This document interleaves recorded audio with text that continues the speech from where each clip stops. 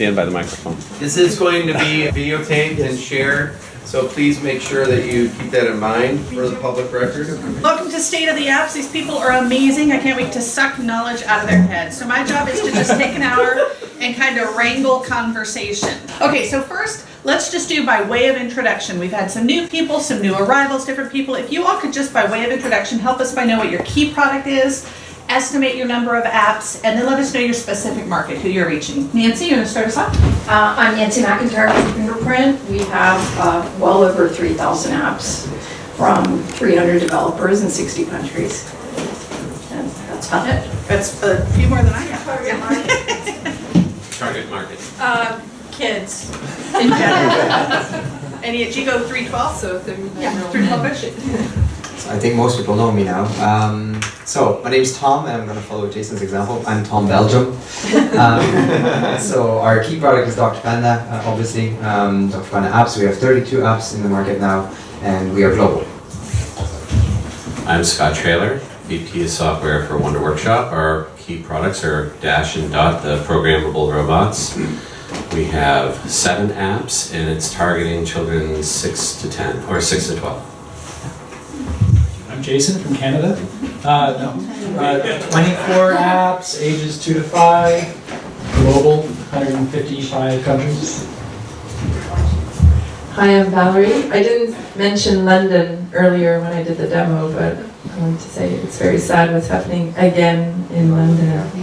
And there was a French person who was killed, so it's affecting me twice. But so Edoki Academy, we have 27 apps. I think the most famous one is Busy Shapes, and our sweet spot is 4 to 6 year old. If you would just hold on to that, and then we'll do it back kind of around the other way. Okay, so I wanted to kind of set this in context. I think the panel is a bit skewed in that these are fairly large developers and obviously very successful, but that's exactly who you want to get advice from.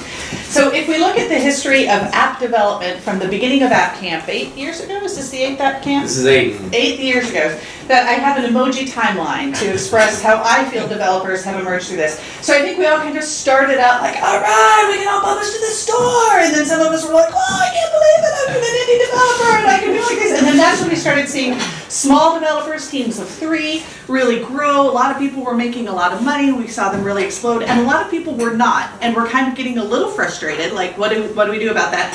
And they were kind of like getting really angry. Some people left the space, some people did what they could to succeed, and then others transformed their product into toys or into co-branding or into other kind of product things. And then that's where I feel we were at the end of last year, is then kind of, so now what? Or do we have to co-brand? A lot of these small companies were bought by other companies. Smaller indie developers were having trouble getting featured. People who were getting featured said featuring isn't really necessarily the best way to make money. So I felt at the end of last year, we're kind of like, what's the future of apps? What's going to happen? Are we going to make it? Are companies going to survive? So I want to start the panel with a reference to one of my favorite versions of Christmas Carol, which is Muppet Christmas Carol, because Michael Caine. So Michael Caine, Scrooge, says at the beginning when he's going to be confronted with the ghosts of Christmas past, present, and future, and he says to the Marley Brothers, speak words of comfort to me, friends. So I want to say to our panel first, speak words of comfort to me, friends. What is the good news about apps so far? Why have you succeeded, or what's going really strongly that gives us hope? Valerie? Okay, so if you go back to your timeline, 2 years ago at AppCamp, I started talking with a competitor, and subsequently we merged. So we were 2 small actors, we became a slightly bigger actor. And then everybody was saying go into subscription, that's the new model, so that's what we did. So we just spent the most of 15 or 16 months developing the app that I demoed earlier. And so far, because I held on to some information for the panel, so caveat, we have soft launched in Canada, and so the numbers that I'm going to give you are the result of advertising. But through advertising, we've had a 65% retention rate. So people who try the app and then become members or subscribe to the app. And because we give out a full month for free, and we released on 1st of May, we're just now seeing the numbers of people who will stay on a second month so it's too early to say, but it's well above 40% in the 2 days that we've had. And the last number that I wanted to give was the split between annual and monthly. And so far it's been 20% annual and 80% monthly. So encouraging numbers. So for you, subscription model and blending two companies has really been aimed for a good year. Yeah. All right. For me, two big things. One is the initiative to work in toys and take the brand that we had launched on the App Store and move it into more traditional categories and try to do it while at the same time maintaining sort of some sort of high creative standards. And I feel like we've accomplished a lot there.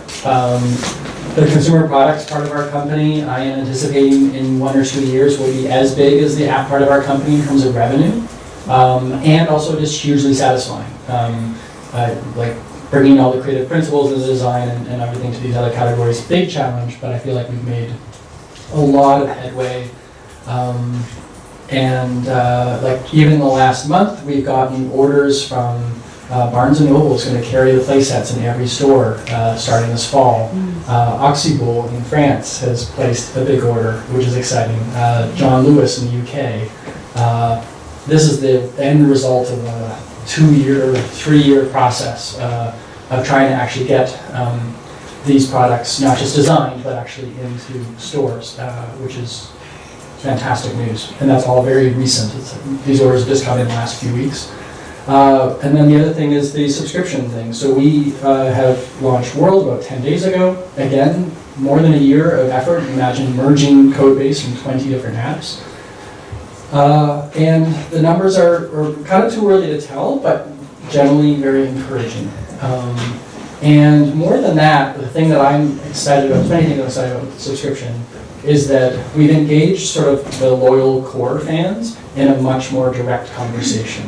Both the happy ones and the unhappy ones. So I've been emailing both people, and it's a much more direct line of communication to our customers and our core fans than we've ever had in the past. And that's fantastic. So feeling very positive about that. So of the apps that Wonder Workshop has, they're all given away for free. And the sales are really on, revenue is on the sales of the robots. In the short time that I've been watching what Wonder Workshop has been doing, because I haven't been with them for that long a period of time, they have been formalizing and professionalizing their business from a startup to a bit more of an evolving entity. And in doing so, have professionalized their sales, have done international outreach to Europe and in Asia. Have also had a robotics competition that had really done some wonderful things for promoting us in the education space. And our educational numbers in K6 have been growing very nicely. In fact, I think, when Wonder Workshop began, you could argue that they were, informally educational. I mean, there's a lot of educational value to their products, don't get me wrong, but there wasn't a professionalized approach to how to sell into schools, which is something that they're doing now. All right. So I think, I obviously wasn't here 2 years ago, but a lot of the app developers saw, this peak end of 2014, beginning of 2015, when the market was still very positive, and then afterwards it started to slowly go down. And I think you all experienced, because I read and saw the videos from last year's AppCamp. But I think the sort of limitation in resources, which means that the funding is kind of like slowing down, and the money from the market is slowing down, sort of have inspired us to take the right actions and be more sharp. And don't say, oh, we're going to go on this app store, and we're going to go on that app store, and we're going to give apps to these ones, because nobody's actually in our company looking at, oh, what is the cost of maintenance? Everybody's going to like, okay, let's put apps everywhere and everywhere possible. And I think the limitation of resources sort of brought business intelligence to the company, and I think that's definitely what is working better. And unfortunately, some parties will be shaken out of the tree of the market, but the rest of the market will professionalize, and I think that's a good thing. I just hope that smaller developers will keep getting the opportunities that the Disneys are getting or Nickelodeons are getting. But so far, that's working pretty well. And I think for Dr. Panda, as I presented yesterday, it's a very exciting time starting here in the US. There's still a lot of work to do for us. in the US to make sure that people know our brand. There's an animation series coming up. There is the move to the smart toy where we saw, okay, our core business is developing apps. We have a very good team doing that, but we also want to expand. So let's expand from the core, making smart toys. So that's the first step. And along the way, we're exposing ourselves also because of this limitation of resources to more and more partners, both in China, but also here in the US and internationally. I think it's a pretty exciting time. Great. Fingerprint is a little different business because we really have a platform selling a range of content. Think about it like Netflix for apps in a way. 2 years ago, it was almost impossible to sell a subscription of anything but books or video in the App Store. And so there's been this, complete about face on the part of Apple and Google that has really enabled this growth of subscription. So that's sort of a huge win for us, and it sounds like most people here. But the bigger macro trend is actually, if you think about curated subscription services from all kinds of categories, whether it's the success of Netflix and Hulu and Alibaba around the world with video subscription services, or music subscription services like Spotify or Pandora, or the incredible efforts on the part of Amazon to sell, pretty much any content in the world on a subscription basis. You're seeing the consumer embrace subscriptions across a wide range of categories, and so continuity programs are really sort of very, very comfortable for the consumer now. And so I actually look at that as sort of a major step forward in terms of getting consumer adoption of subscription-oriented products. They're getting comfortable with paying for content services across all categories, and that's a benefit to all of us. The other thing that's super important is that if you think about what's happening with mobile carriers, pay TV companies, and media companies that are trying to deal with cord cutting, so media companies that were previously used to making most of their money either selling movies or licensing their content to cable TV companies, etc. Everybody and their brother is now doing over-the-top apps, whether it's HBO or Sesame Street, etc. And so there's not a big leap between selling over-the-top video apps and over-the-top app apps, which is really what Fingerprint does. And so I sort of look at the macro trends in the category as being really great news for everybody making kids digital content. And so I'm excited about that. All right, so what I'm hearing is we're going to see product tie-ins to make a profit, and at least for 4/5 of our panel, subscription has really been a significant thing. But that works well, I think, for each of you because you all have significant collections that all reach the same audience. So continuing with the Christmas story theme, I am a smaller developer, and I have the luxury of being like Fred in the Christmas Carol, who says about Christmas, though, it has never put a scrap of silver or gold in my pocket. I believe it has done me good and will do me good, and I say God bless it. But for the rest of us who care about monetization, what is going to work for that? Let's start with addressing subscription, and I want to come back to you and talk about other models you're familiar with outside of subscription that would work. But let's talk about subscription in terms of two things, if you would. One, how do you go through that process of transitioning, Jason and others especially, from a paid app to a subscription model and helping your users make that transition easily? And then how do you work within those restraints? I'm going to put up back the sign that Darren and I had put up for our earlier discussion. If you want to frame it in terms of that or if this, we had a kind of a subscription to-do list. What should developers do well to manage subscriptions, or what would we like to see stores do well to help us manage subscriptions? Whoever wants to tackle that first. Okay. Maybe I'll dig in. Alrighty. So the transition is messy and difficult, and there is no super clean way of doing it. And I had a good chat with the founder of Explain Everything, if you know that app. It's a great whiteboarding tool. And they have moved from a paid model to a subscription model, and it's been a 2-year hair-pulling, painful experience. And all I got out of that was a bit of commiseration because I was like, okay, it's not me.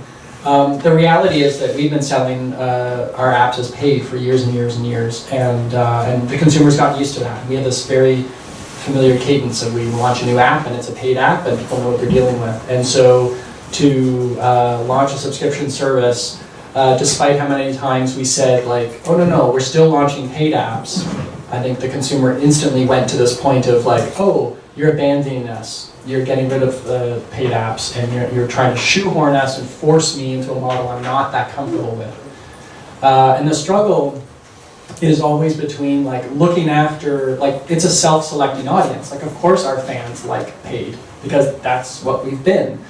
But at the same time, we can't just lock ourselves into one model and not be open to evolution and change. And so I've tried to figure out and talk to the team a lot about like change is hard, and it's hard for customers who are used to a certain thing, and people are not going to necessarily like it. And unfortunately our means of communicating to those audience people is very limited because the platforms sit between us and those customers.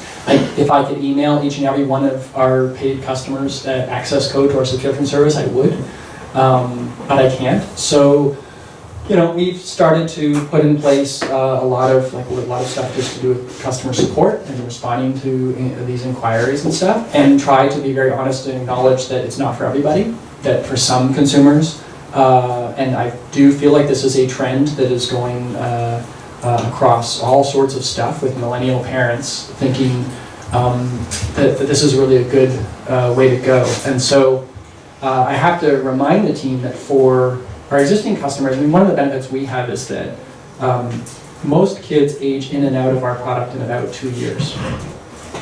So there's always fresh parents who are coming in with young kids who are looking at us, and I do think, I'm thoroughly convinced that the subscription model is a win for them.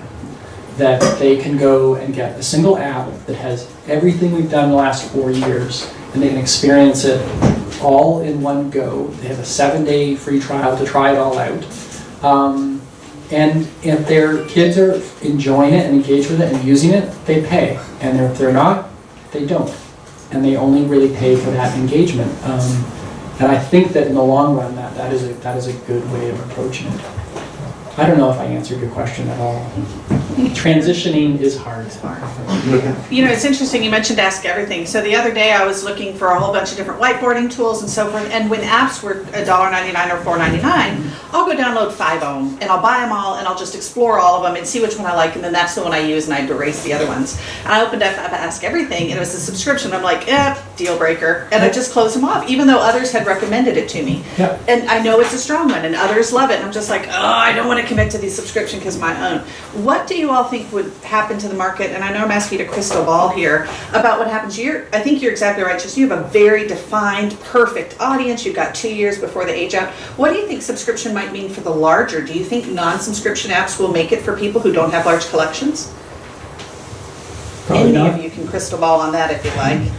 I think I would, if I were to start today and I had an idea and some money and I wanted to make a paid app, I wouldn't do it.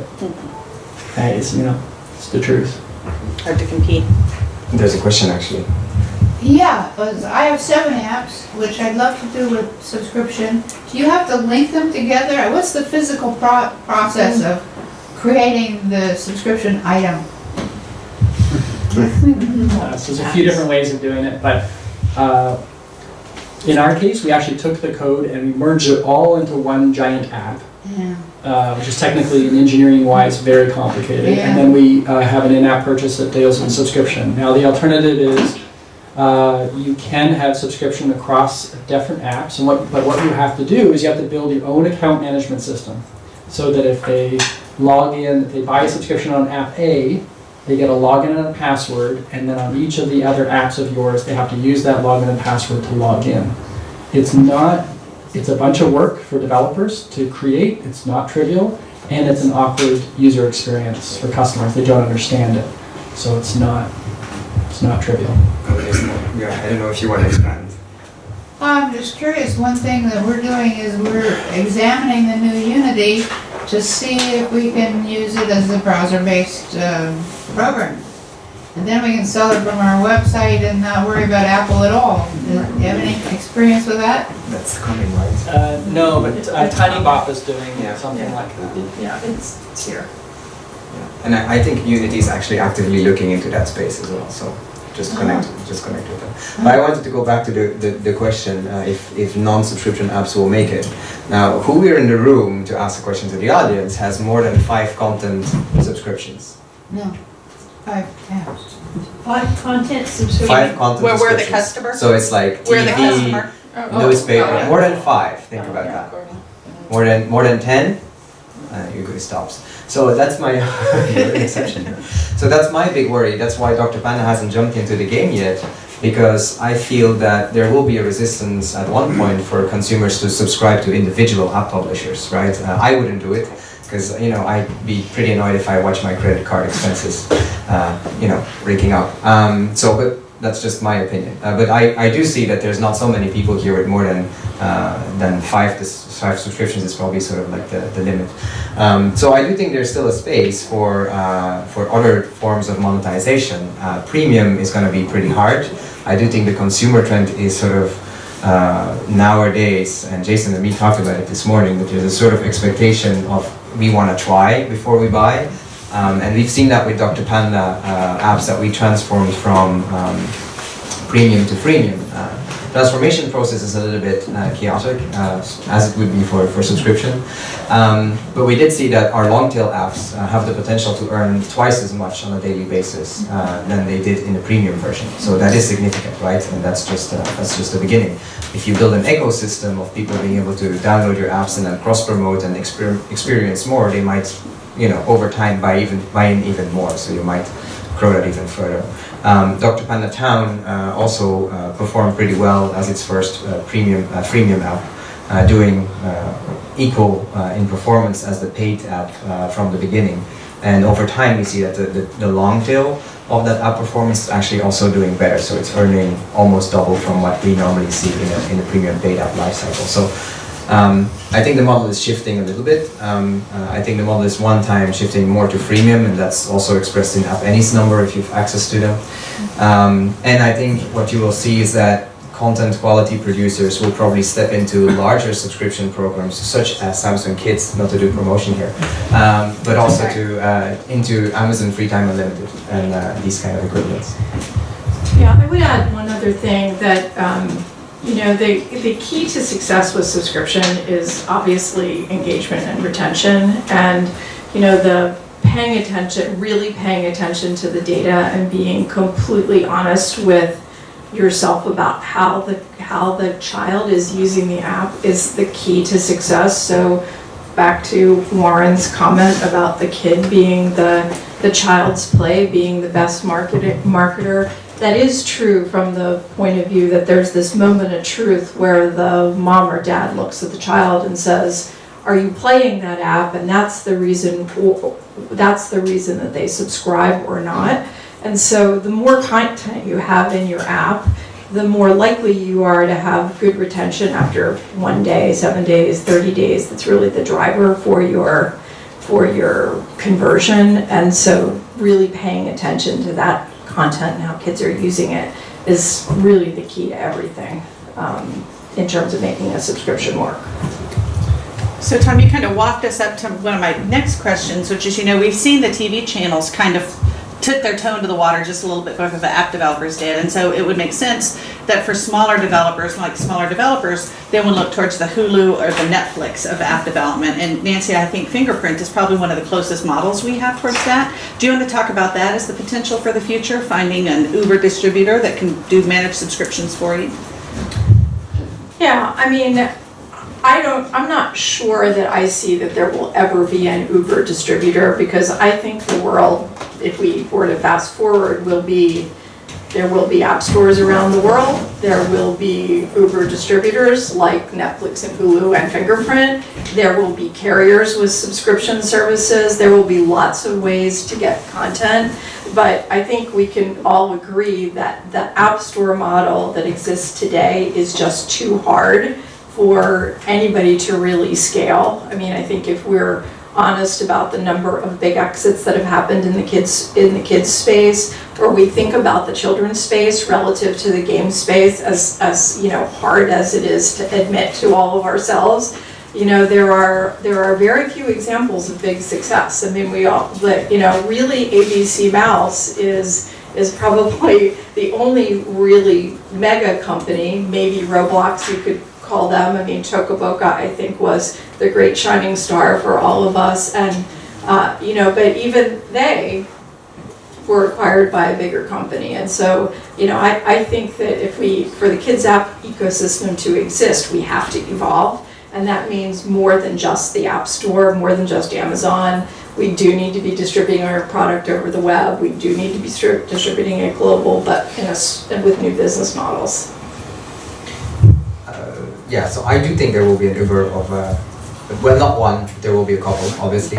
And I think it's up to us as an industry to understand, okay, so how are we going to engage with these platforms, and how are we going to make sure that they give space to the smaller developers. And then it's not only, you know, it's not just like the headlines that get the attention of the user, but it's also that they have a methodology of qualitative, of like understanding the quality of the content and giving that airspace to smaller developers. Because, you know, a Loopamos, for example, I think it's a very cute app, but if it would sort of disappear in a Netflix-like catalog of apps, it might never pop up if it doesn't get the editorial support or the algorithm support that such an app would need. And I think it is required that as an industry, you know, we start already that debate, and we're not surprised on the moment that it happens. It's not so illogical. Apple currently, you know, they had a very successful iTunes business.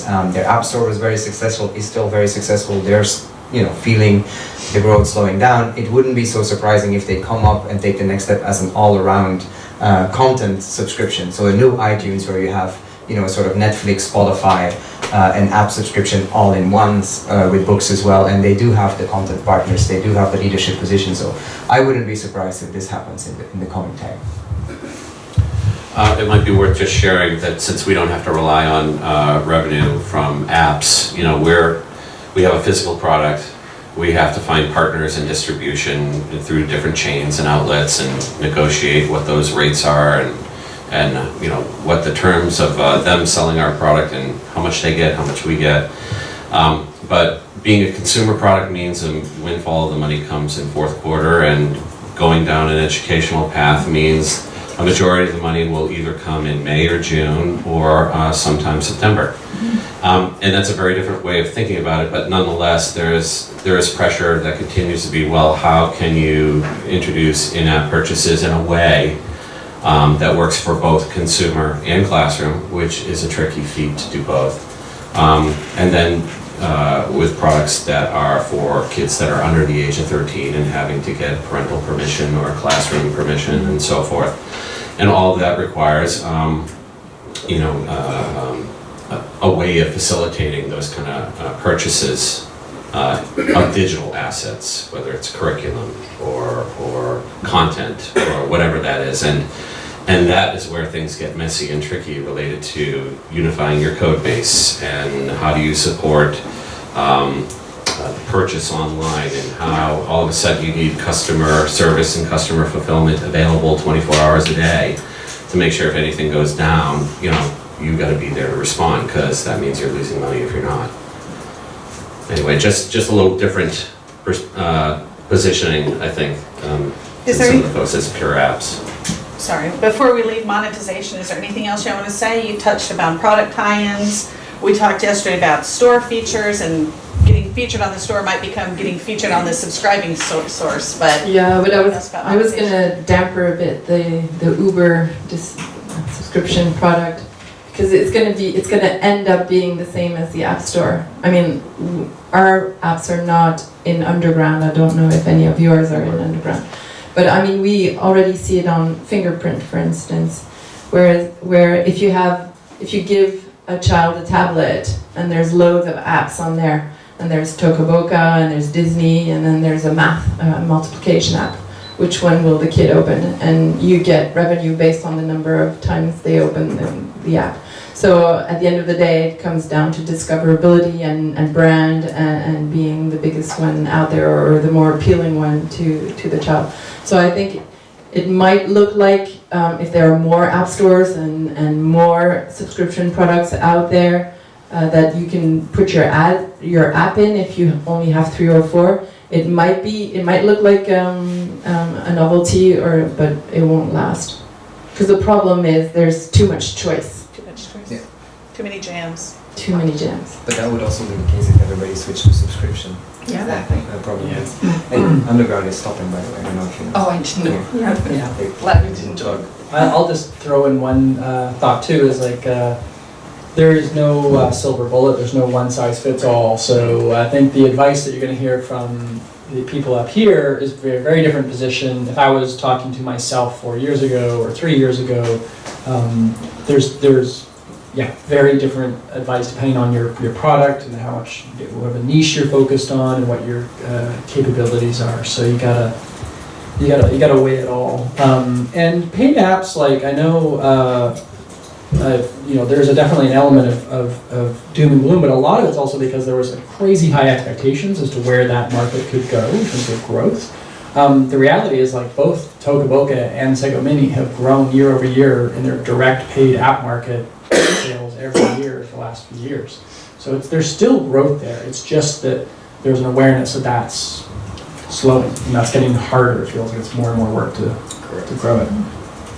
I have a couple of questions. One is, do you foresee that we could put 5 apps in a bundle and call that a certain thing on the App Store and then have a subscription to it? Is that in the future?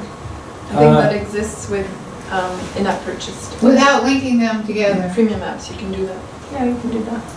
Yeah. You can do that now? I think it already exists, but only if your apps are freemium, so free to download with in-app purchase. Ah, okay. Then you can. And the other question is, 2 of you have decided to give your apps free to schools. Why? Our majority of sales are to schools.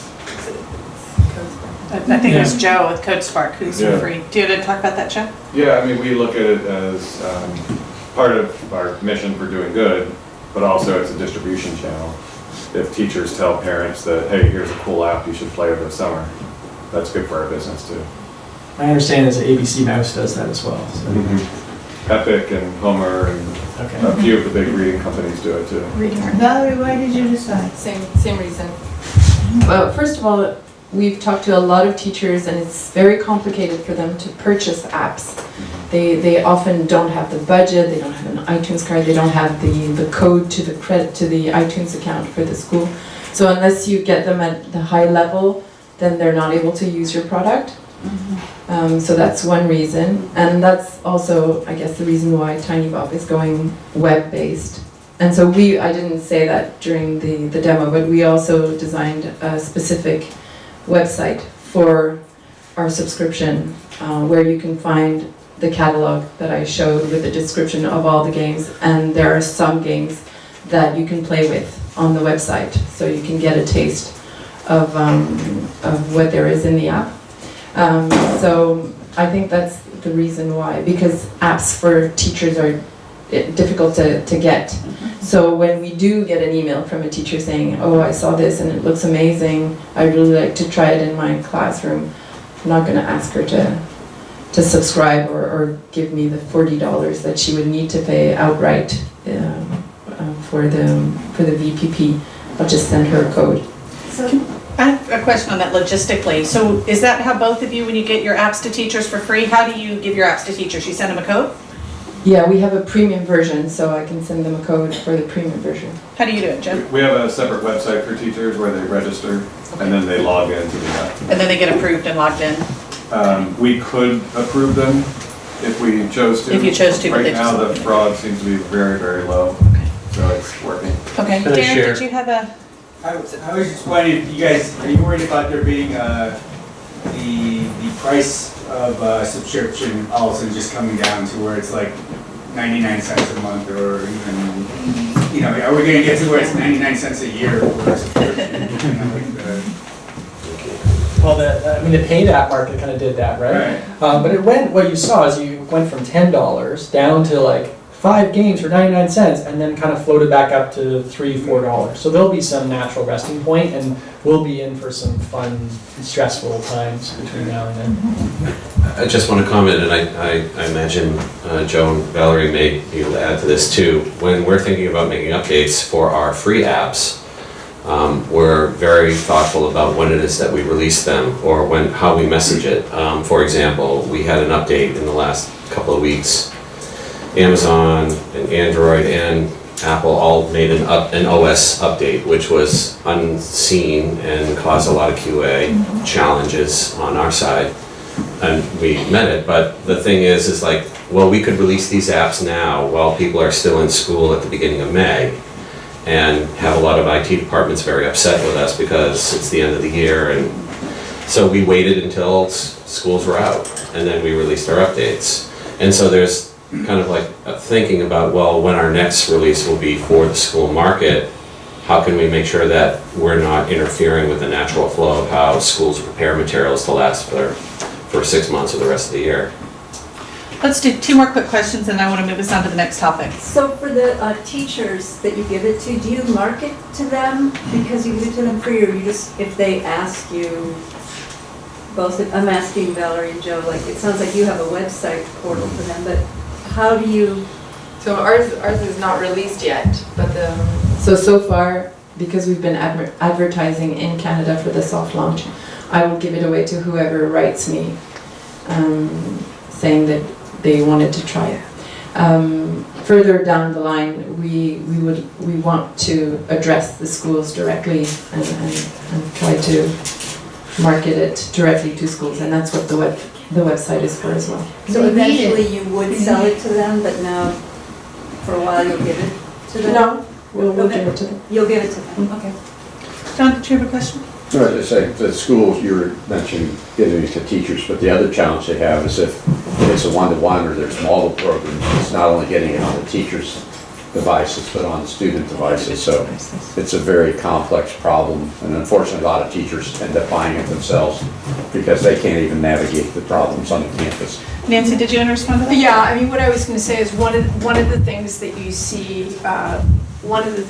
see some of the subscription companies doing, and we work with Highlights for Children, so we have a little bit of experience of taking products into schools. What you're seeing is a lot of developers, come up with a system of activation codes where they'll give the teacher an activation code that might give them a free subscription, and then they'll make a decision about whether they're going to give the whole classroom a free subscription as well, or they'll give an activation code that gives a month free or 3 months free or something that's designed to have the kids be able to take it at home, either use it at school or most likely take it home. And that's a strategy that you're seeing some of the reading platforms do as well, so they can get that homeschool connection. Warren, let's move on. Yeah, I just want to raise the idea that schools are public institutions. Public schools are paid for by common tax dollars, and I think that it borders on unethical behavior for a commercial entity, any commercial entity, to leverage that initiative of public education for their own profit. So I'm saying that on a very global level. And it needs to be done very carefully, because schools and libraries are public institutions that should be cherished and non-commercial in their DNA. I think in the current political administration, we have to protect that, make sure that it is as non-commercial as possible. And how do you explain Pearson? Yeah. I was going to say, wouldn't it be lovely if we could set the clock back and not have that existing? Because that's where our school software budget's going, is testing software. Oh, it's all our scholastic book clubs and so on, but I think it's there's some of if you're using a product and you send it home and the parents have to have a subscription to access work that the child has done in the classroom, that's not right.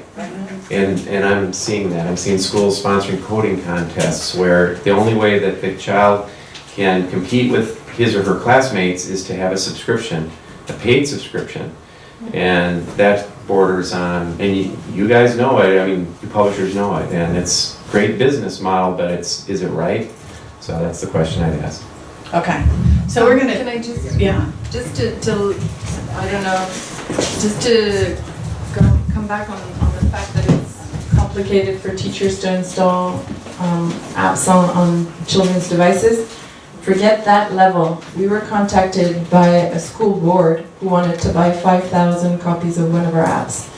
And so they said, can you tell us how we are going to install them on the devices? I'm like, Yeah. sorry, you don't know? No, they didn't know how they were going to go about purchasing 5,000 licenses and then installing them. So I go through explaining them how they can do it on Apple and try to find an easy way to do it on Android. And then they come back to me and they say, oh, we didn't mention, we haven't bought the tablets yet. Oh, no. So, you kidding? So they came back a month later saying, okay, so we've been through all the information and we're finally going with Amazon Fire tablets. And so that's the logic that they're going through. So they're looking at products, they don't even know how to start, how to buy it or install it. So it's 2017, but we're still there in the school system. we will always be there in the school system. Yeah, I talked to one educational app developer who said that the majority of their payments come in the form of written checks from POs. And you know that they have took a month walk to them process. down Yeah. to the bank and see how many of them actually cleared, and that's like now. Yeah. That's happening still. Well, the PO system is certainly broken, I think. So that's the app for the future, is school Yeah. purchasing. Yeah. So, back to Christmas Carol, are these the shadows of what will be, or only those that may be? So I want to give you kind of a wild card to do some futuring for where you think we're going to be next year, what advice you would give new developers. Jason, I appreciated your honesty and being like, if I were doing it again, I wouldn't. So help those of us, now we have such wisdom on this panel, help us know what should developers do. You might want to talk about platforms. We've heard a lot about going to platforms, Unity, going to web, going to OpenGL so that you can do web through all of those. You might want to talk about the benefits of the school versus the home market. But I want to give you each a wild card in a couple of minutes to address any recommendations or suggestions you have. I'll share, I see, this has been on my mind for a few years now, and I'm seeing more of it, what can you do for teachers with classroom management and student accounts? And how does that tie into your app? And is it of value or not? That's something I think a lot about in the education space. And I see with the Netflix and the Hulus, like, what does a home account mean? And, so we're always talking about, well, 40 accounts or 5 accounts or whatever, or the way that I'm thinking about this, and whether consumer or classroom. Don't listen to naysayers like me. If I had listened to everyone who said, oh, I were to do this now, don't listen to these pessimists.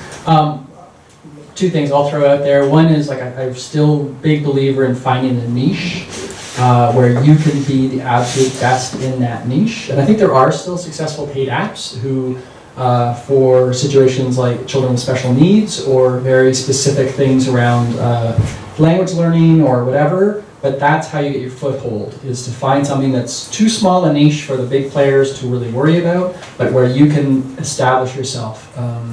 That's always a great thing. And the other one just escaped me. It'll come back to me. So to come back to discoverability, I would advise whoever wanted to start an app business to not start an app business with a catalog, but build one app, whether it's subscription or not, build one app that they could add stuff to. Because ABC Math, for instance, they are in the ranking, but they only have one app, right? Or Homer, for instance. Toka has 8 of the 10 first spots, so that doesn't count. But if you were to add them up, they would be up there in the first spot too. Our catalog is spread out throughout the ranking. If we were to bundle them up together, then it would make us go up. So I think that would be my advice. And then localize as well, of course, to be global. Tom and Nancy?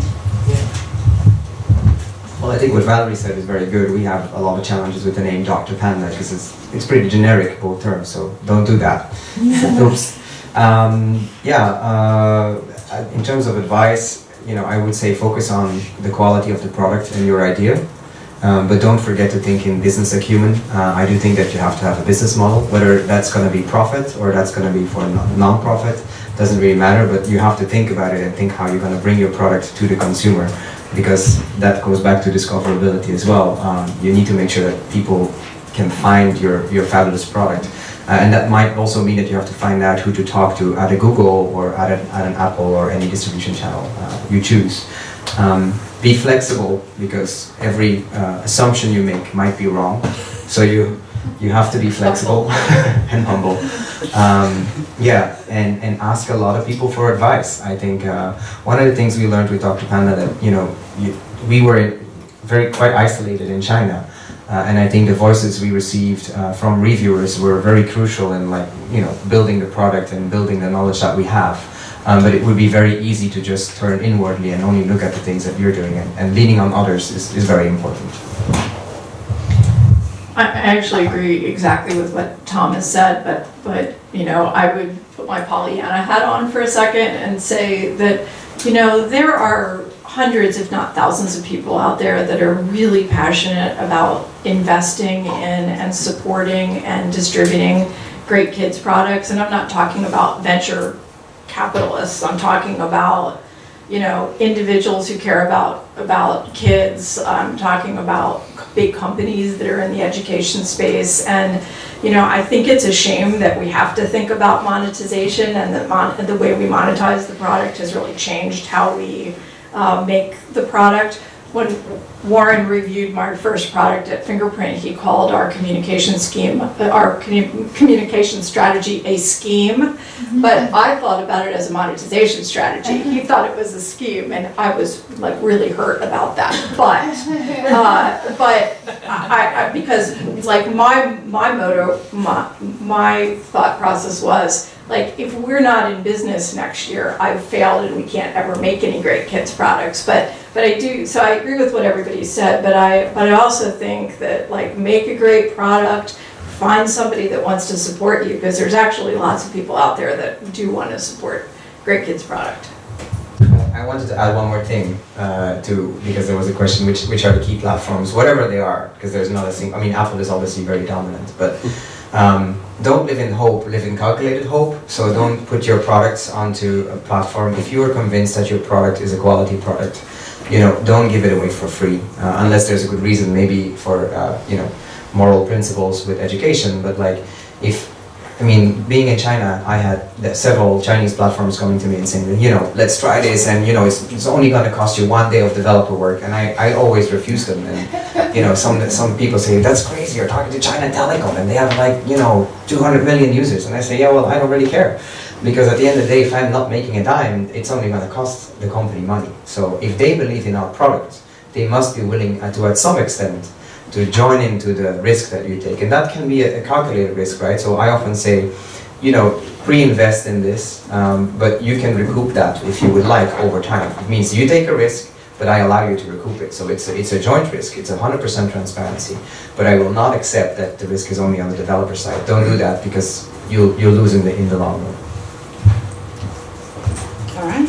So the timer says we have 2 minutes left. Should we finish 2 minutes early or have 2 minutes for one question? Wait, you have it's your call. It's my call. I'm going to say, I want to ask the audience a few questions. Who in the room has an app they think would be a candidate for subscription, of the people who are making app? So we have a few people who are ready to go subscription, and how many in the room have something that they think would never go to subscription? Wow, so it's about a halfway split. Okay, that's really interesting. Okay, what other questions do we have? Let's do one question. Who has the best overarching question for our panel? Darren? I have an overarching question. That's just, if you were to try to describe the state of our industry, how would you compare it to maybe other industries? So in our industry, who's the biggest player, and how well are they doing compared to the children's book big player, or just another industry big player? How's that? Is that a Tokaboka versus Disney question? I don't know who the big player is, Or is it kids apps versus book publishing? Yeah, or is it kids apps versus book publishers? Yeah. Who's our competition? Other apps or so other if I was king of the hill, am I Everything takes making up minutes of billions of Michelle's dollars? Am I making? Not with educational apps.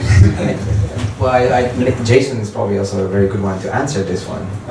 But what do you mean, king of the castle? What is the castle? Is this also including toys or? Last year, we had a question just like, is there an industry here that we have? And how would you kind of describe that industry and how's it going? So there were some questions about whether there even was an industry, or is it just kind of a bunch of kind of scrappy companies? All right, There here we go. Thanks for giving Yeah, us a 2-minute question there, Maren. We have 11 seconds, but Okay, look, if your question is like, you know, if you went back to the 90s, there was the edutainment business that was dominated by Learning Company and Broderbund and Sierra and, you know, Mine, whatever they were called. You know, and there were a handful of big leaders that dominated like 80% of like in the US, a multi-billion-dollar category that was distributed at retail. And it was super easy to see, this is the category, this is what it lives, how it lives in the games industry, you know, how do you go after it, etc. The kids business is so incredibly fragmented that, you know, it's very hard to say who's the leader. I mean, other than ABC Mouse, like from a, you know, they're probably the most high profile example, but the market's super fragmented. Yeah, and I want to say that in ABC Mouse is often named, but that's very educational. Plus, it's very intransparent how much they do in customer acquisition. Right. In terms of profitability, nobody knows, right? So, and I wouldn't put it too high. So I would lower expectations there. The big money makers, I think, are still in, you know, the kids brands that are expanding across the realm, going into toys, into merchandising, experimenting. In our business it's really hard. Another example that springs to mind is that in the kids rankings, if you look at iOS, there's often My Dolphin Show or whatever app it is. I don't really consider that a kids app, you know, it's game for 12-plus-year-olds with, you know, gyms and whatnot. So it's very hard to do an estimation of, you know, what is the real value of the kids app market. I've kind of noticed over the years, initially starting in the children's industry in the CD-ROM days, but also looking at video games or, you know, cartridges, online, offline, television shows. It seems like the only people that are ever making money are in the top 10, or let me rephrase that. Anybody who's breaking even is in the top 10. Anybody who's in the top 3 is making money.